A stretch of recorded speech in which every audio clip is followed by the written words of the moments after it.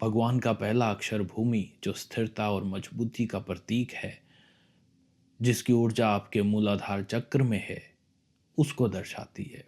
इसका दूसरा अक्षर गगन को दिखाता है, एम्प्टी स्पेस, जिसके बगैर कोई मूवमेंट आप कर नहीं सकते, आप हिल भी नहीं सकते। स्पेस का महत्व बहुत ज़्यादा है, जो आपके विशुद्धि चक्र से जुड़ा है। उसके बाद तीसरा अक्षर दो अक्षरों से मिलके बना है, वा, यानी कि वायु, और इसमें जो आ है वो अग्नि को दर्शाता है। वायु आपके अनाहत चक्र से जुड़ी है। वहाँ की ऊर्जा आप में करुणा, दया, प्रेम, ये सब भर देती है। जो लोग ज़्यादा इमोशनल हैं उनमें ये वायु की ऊर्जा ज़्यादा सक्रिय होती है। उसके बाद जो अग्नि है वो आपके मणिपुर चक्र में ऊर्जा को दर्शाती है। और आखिरी अक्षर जो है न, वो नीर को दर्शाता है, यानी कि जल, जो स्वादिष्टान चक्र है उसकी ऊर्जा है। वैसे तो ये सारा शरीर ही पंच तत्वों से निर्मित है, लेकिन इन पांचों तत्वों की जो ऊर्जा के केंद्र हैं वो अलग हैं।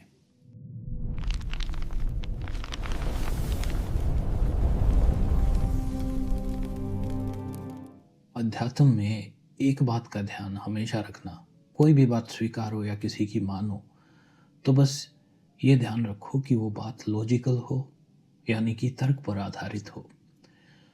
जो चीज़ तर्क पर आधारित नहीं है उसको मान लेना तो अंधविश्वास वाली बात हुई, और ये समझदारी की बात नहीं लगती कि हम किसी बात को बिना किसी आधार पे मान लें और स्वीकार करें।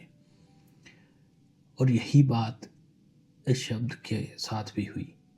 अगर हमें इस शब्द का पूरा अर्थ शुरू से ही पता होता तो हम अध्यात्म के क्षेत्र में कुछ ना कुछ तो कर ही रहे होते, ताकि हमारी खुद की प्रोग्रेस हो सके, उन्नति हो सके। इसको और आगे समझने के लिए सबसे पहले ऋषि शब्द का अर्थ समझना ज़रूरी है, जो निकला है ऋत से। ऋत यानी कि प्रकृति का नियम, जो कभी नहीं बदलता। तो जब ऋषियों ने इस ऋत पर रिसर्च करी तो एक बात पाई कि ये जो पूरी प्रकृति है ये 5 तत्वों से मिलकर बनी है। और वो 5 तत्व थे जो कि हम 5 बेसिक एलिमेंट्स के नाम से भी जानते हैं। और वो 5 तत्व हैं भूमि, गगन, वायु, अग्नि, नीर। इन पांचों तत्वों से मिलकर उन्होंने एक शब्द बना दिया, जिसे आप भगवान के नाम में सुनते आए हैं। हालांकि जो हमने सुना और समझा वो पूरा गलत नहीं है, लेकिन हमें ये नहीं पता कि यह शब्द आया कहाँ से और क्यों बनाया गया था। और उन्होंने बताया कि ये जो 5 तत्व हैं इन पर जो भी पूरा नियंत्रण पा लेता है उसको भगवान की संज्ञा दे दी गई। वो कोई भी हो सकता है। इसलिए आप देखोगे कि भगवान तो एक से ज़्यादा मिलते हैं, लेकिन परमेश्वर एक से ज़्यादा नहीं होता। परमेश्वर सिर्फ एक है, जो सृष्टि के आदि से अंत तक है। वो बाद में नहीं आया, वो शुरू से ही था। और चाहे फिर महावीर हों, महात्मा बुद्ध हों, या कोई और योगी, जिसने भी प्रकृति को अपने नियंत्रण में ले लिया, इसके नियंत्रण से निकलकर इस पर खुद का नियंत्रण कर लिया, उसको भगवान की उपमा दी गई। तो इससे एक बात समझ आती है कि अगर वो प्रोसेस उसी तरीके से किया जाए तो कोई भी उस लेवल तक पहुंच सकता है। और ये कोई आश्चर्य की बात नहीं है, क्योंकि महात्मा बुद्ध के समय में भी बहुत सारे अरहंत बने थे। अरहंत यानी कि जो अपने अंदर के विकारों को ख़त्म करके उनको जीत ले।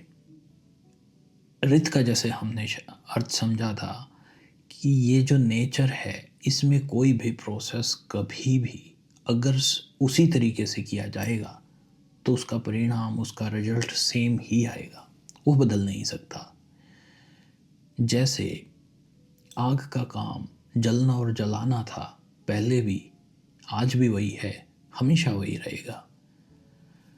पानी अगर आग पे पड़ता है तो आग को बुझा देता है, वो पानी का धर्म है। धर्म का एक और अर्थ होता है कि उसका नेचर क्या है, उसका काम क्या है। तो पानी का धर्म क्या है? गीला करना। और उसको जब भी आग पर डाला जाएगा वो उसको बुझा देगा।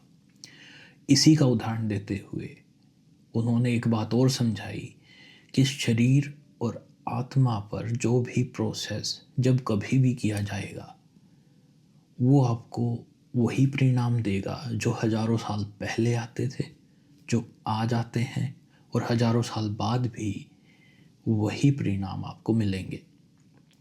फ़र्क सिर्फ वहाँ आया है कि जो प्रोसेस था वो अब किसी को वैसा नहीं पता जैसा बताया गया था। उसमें काफ़ी सारी मिलावट हो चुकी है, कई सारी उसकी वेरिएशन बना दी गई।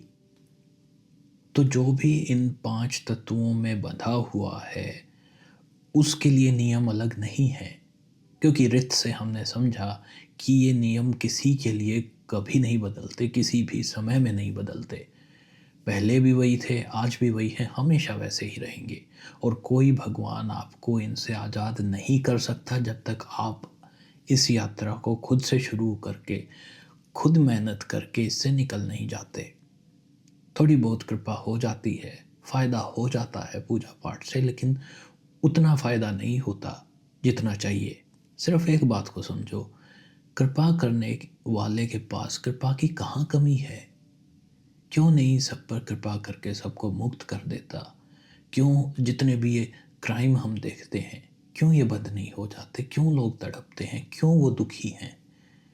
जो पूजा पाठ करते हैं वो भी दुखी हैं। उनके साथ भी ऐसे ऐसे हादसे देखे हैं जो कभी कभी उनको बहुत दुखी कर देते हैं। और हम ये सोच कर शांति कर लेते हैं कि जब हमारे मन की नहीं होती तो भगवान के मन की होती है, या कुछ अच्छा ही लिखा होगा। लेकिन बात फिर से आस्था और विश्वास पर चली गई, बात समझ नहीं आई।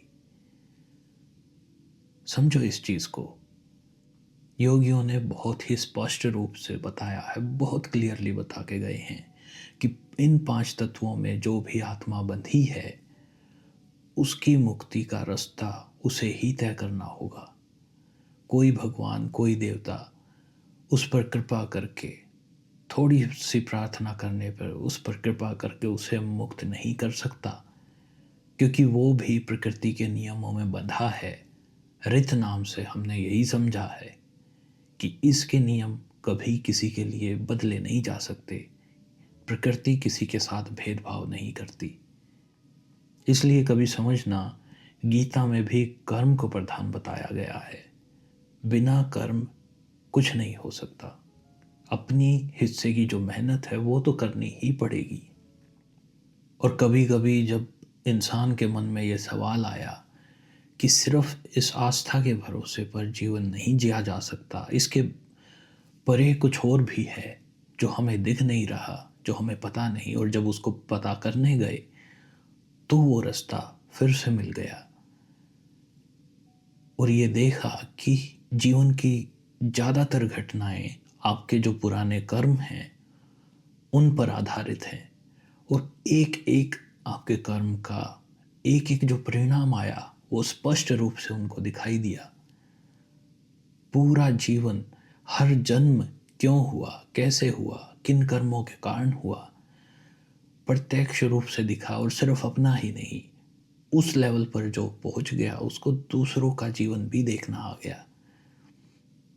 और वो रास्ता जब उन्होंने ढूंढ निकाला, उसके परिणाम देखे, तो उन्होंने पूरे संसार को ये बातें सिखाई भी, बताई भी, और ये बताया कि इस रास्ते पे कैसे चला जा सकता है।